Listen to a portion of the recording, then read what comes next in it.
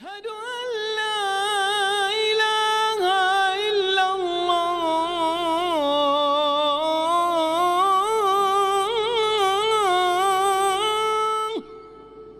بسم الله الرحمن الرحيم.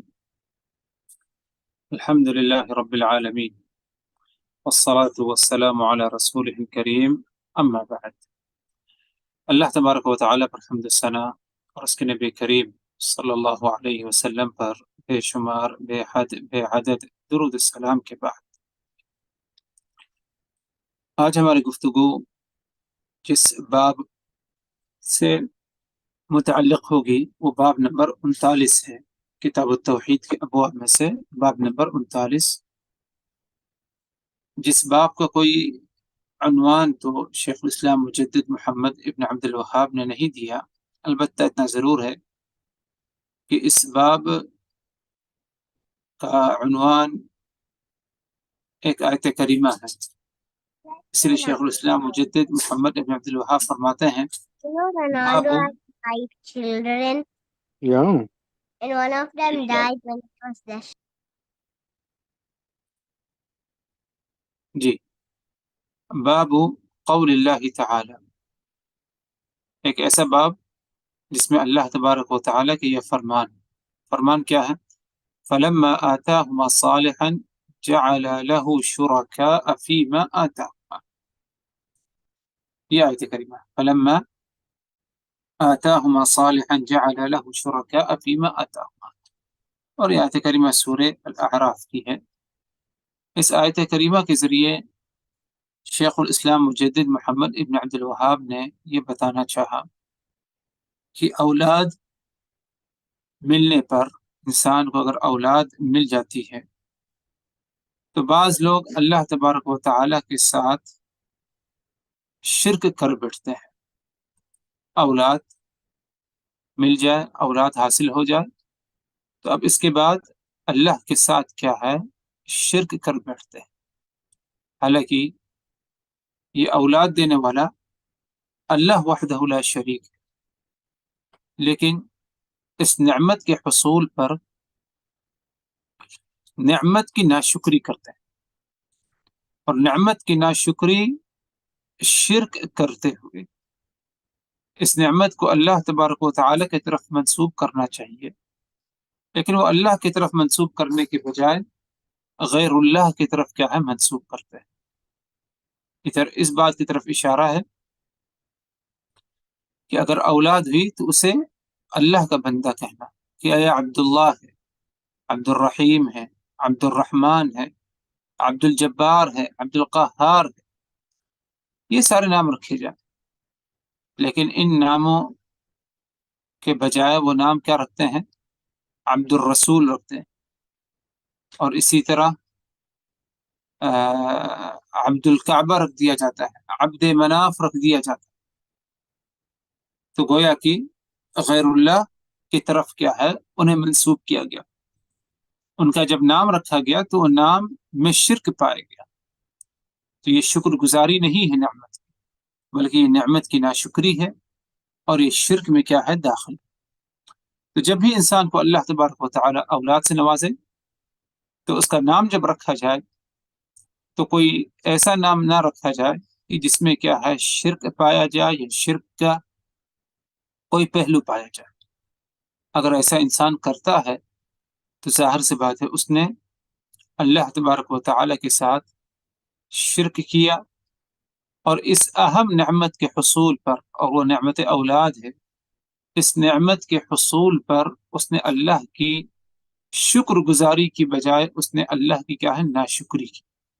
ناشکری اس ناحیے سے کی کہ اس نے اس اولاد کو اللہ کی طرف منسوب نہیں کیا، بلکہ کوئی ایسا نام دیا اولاد کو جس میں کیا ہے، شرک پایا جاتا ہے، جیسے کہ بات گزری ہے عبد الرسول اگر کوئی نام رکھ دیتا ہے تو ظاہر سی بات ہے کہ یہ شرک کے زمرے میں آتا ہے۔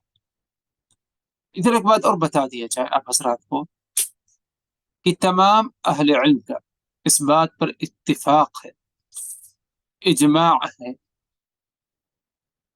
کہ بندہ یا کوئی انسان اپنے اولاد کا یا دوسرے کی اولاد کا اگر نام رکھتا ہے جس میں عبد پایا جاتا ہے، بندہ پایا جاتا ہے، عبد کا لفظ، تو اللہ کی ذات یا اللہ کے اسماء حسنہ صفات علا ہی کی طرف کیا ہے، اسے کیا ہے منسوب کرے.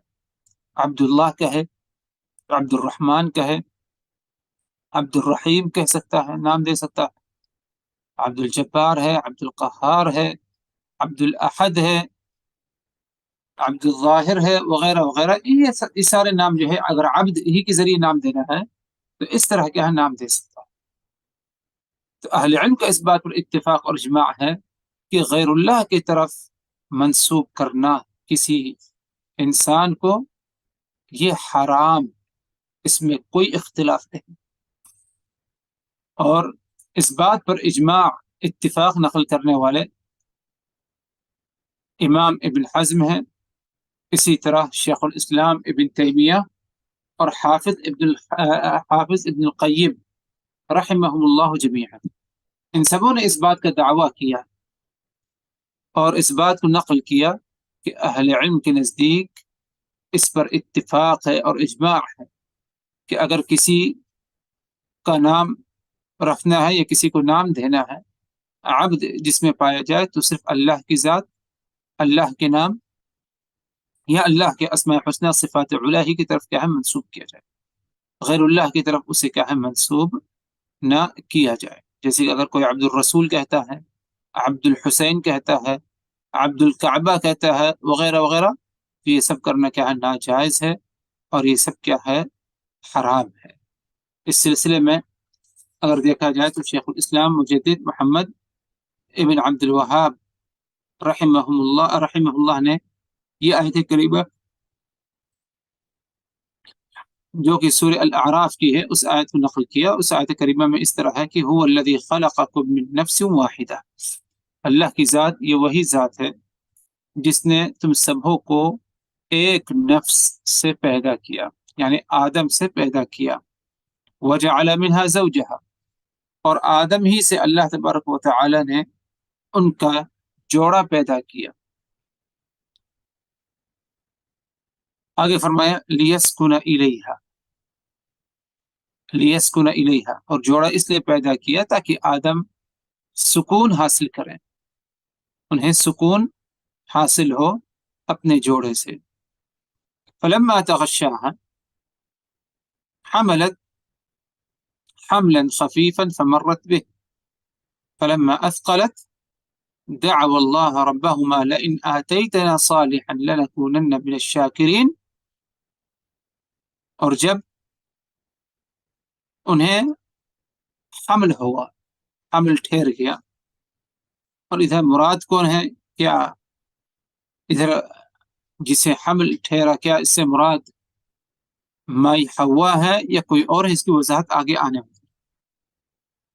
تو فرمایا اللہ تبارک و تعالی نے فلما تغشاها حملت، جب اس نے ہم بستری کی صحبت اختیار کی تو حمل کیا ہے ٹھہر گیا. اور حمل کا ابتدائی دور، ابتدائی ایام، فمرت به، وقت گزرا، یہاں تک کہ فلما اثقلت، جب حمل پر ایک وقت گزر گیا،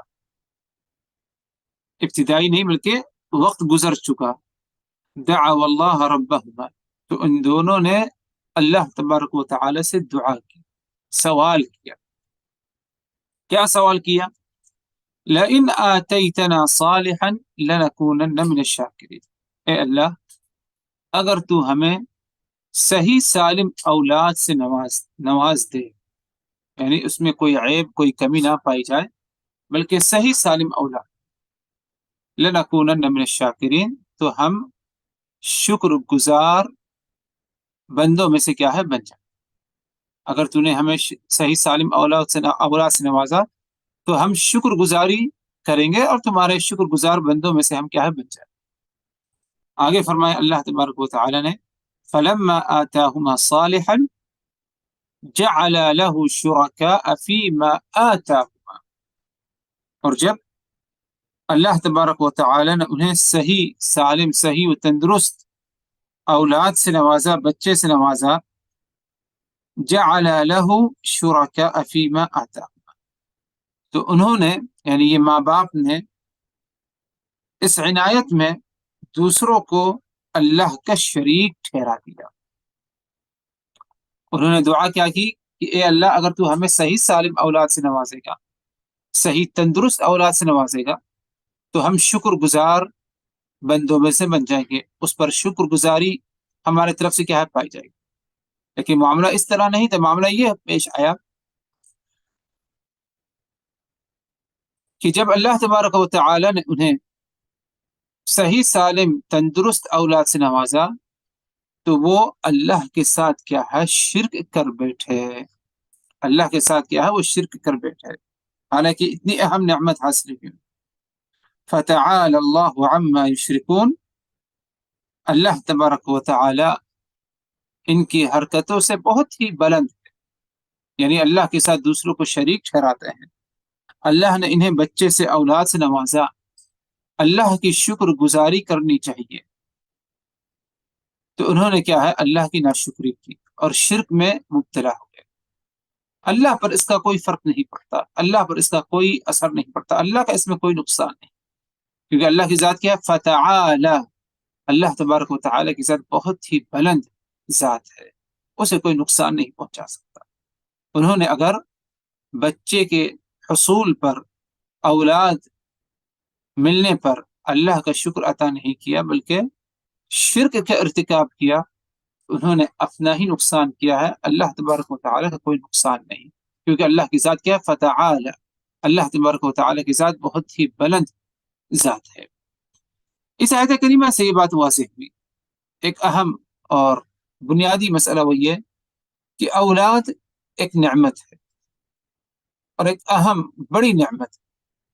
اس نعمت کے حصول پر بندے کو چاہیے کہ اللہ تبارک و تعالی کا ہی شکر ادا کرے، کسی اور کی طرف اس نعمت کو منسوب نہ کرے.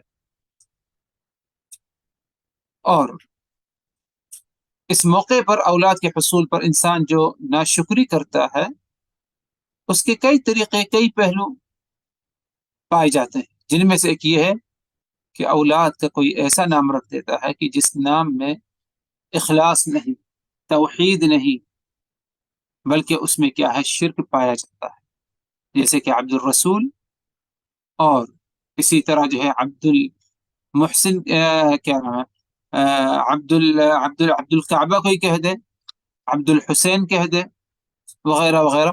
اس طرح نام رکھنا تو گویا کہ یہ اس نے اللہ تبارک و تعالیٰ کے ساتھ کیا ہے شرک کیا، کیونکہ وہ عبد، وہ بندہ، تم نے کہا کہ عبد الرسول رسول کا بندہ ہے، رسول کا بندہ کیسے ہو سکتا؟ وہ بندہ تو اللہ تبارک و تعالیٰ کا کیا ہے بندہ ہے. اس آیت کریمہ کے بعد شیخ الاسلام مجدد محمد ابن عبد الوہاب رحمہ اللہ نے ایک قصہ نقل کیا، جس قصے کے بارے میں بتایا گیا کہ اس قصے کی کو روایت کرنے والے کون ہیں؟ عبداللہ ابن عباس رضی اللہ عنہ. اور اس قصے میں اس طرح کا معاملہ ہے کہ اسی آیت کریمہ کی وضاحت ہے کہ جو آیت گزری ہے کہ جس نے دعا کیا کہ اللہ تعالیٰ تو ہمیں نیک اولاد سے نوازے، تو اس قصے کے ذریعے بتایا گیا کہ دعا کرنے والے کون ہیں؟ مائی حوا تھی، دعا کرنے والی مائی کیا ہے حوا تھی، اور آدم علیہ السلام بھی اس میں تھے. ان کی دعا یہ تھی کہ اللہ تعالیٰ تو ہمیں کیا ہے صحیح سالم اولاد سے کیا ہے نوازنا. تو جب حمل ٹھہر گیا حوا کو، تو ابلیس آتا ہے مائی حوا کے پاس اور کہتا ہے کہ میں وہی ہوں جس نے تم دونوں کو جنت سے نکالا تھا. ابلیس نے اپنا تعارف کرایا جب آیا وہ مائی حوا کے پاس. جب مائی حوا کو حمل ٹھہر گیا تو آتا ہے ابلیس اور کہتا ہے میں وہی ہوں جس نے تم دونوں کو جنت سے نکالا تھا، یعنی تم نے میری فرمانبرداری میری اطاعت کی، جنت سے تمہیں کیا نکال دیا گیا، میں وہی ہوں، یعنی میں ابلیس ہوں، شیطان. آگے اس نے کہا کہ میں ایک بات بتاتا ہوں تمہیں کیا ہے اس میں میری اطاعت کرنی ہے تم دونوں کو. اگر تم دونوں نے اطاعت نہیں کی تو یہ جو حمل ہے، میں اس بچے کو کیا ہے، سینگ دے دوں گا. بکرے کو سینگ ہوتی ہے، اسی طرح کیا ہے، اس بچے کو بھی کیا ہے، سینگ ہو جائے گی، 7 سینگیں ہو جائیں گی. اور جب یہ بچہ دنیا میں آئے گا، ماں کے پیٹ سے نکلے گا، تو پیٹ کو پھاڑتے ہوئے آئے گا، کیونکہ اس کے سر پر کیا ہے، سینگ آ جائے گا. اور میں ایسا کر دوں گا، ایسا کر دوں گا، ویسا کر دوں گا. اس نے کافی ڈرایا مائی حوا کو، یعنی جس طرح کی اس قصے موجود ہے. اس کا مطالبہ کیا تھا؟ اس کا مطالبہ یہ تھا کہ تم اس بچے کا نام عبد الحارث رکھنا. تم اس بچے کا نام کیا ہے، تم دونوں یعنی آدم کو اور حوا کو کہا کہ اس بچے کا نام کیا رکھنا، عبد الحارث. یعنی اللہ کی طرف یا اللہ کے اسماء حسنہ کی طرف نہیں منسوب کیا گیا، بلکہ حارث کی طرف منسوب کیا گیا. تو حضرت آدم اور حوا نے اس سے انکار کیا، یہاں تک کہ جب بچہ دنیا میں آیا تو مردہ آیا، میت مرا ہوا بچہ دنیا میں آیا، ماں کے پیٹ سے نکلا. دوبارہ پھر حمل ہوا، پھر یہ ابلیس آتا ہے، اسی طرح ڈراتا ہے، یہاں تک کہ ان دونوں کو یعنی آدم اور حوا کو بچے کی ہمدردی، محبت نے مجبور کیا کہ بچہ اب زندہ رہ جائے ورنہ کہیں پھر نہ مر جائے. تو اس کا نام کیا ہے، عبد الحارث رکھ دیا جائے. تو آدم اور حوا نے جیسے کہ اس قصے میں منقول ہے، آدم اور حوا نے اس بچے کا نام کیا ہے، عبد الحارث رکھ دیا. تو اس قصے میں آتا ہے کہ یہ جو آیت کریمہ ہے کہ فلما آتاہما صالحا، کہ اللہ تبارک و تعالی جب انہیں کیا ہے، صحیح سالم اولاد سے نوازا، تو انہوں نے اللہ کے ساتھ کیا ہے، شرک کر بیٹھا.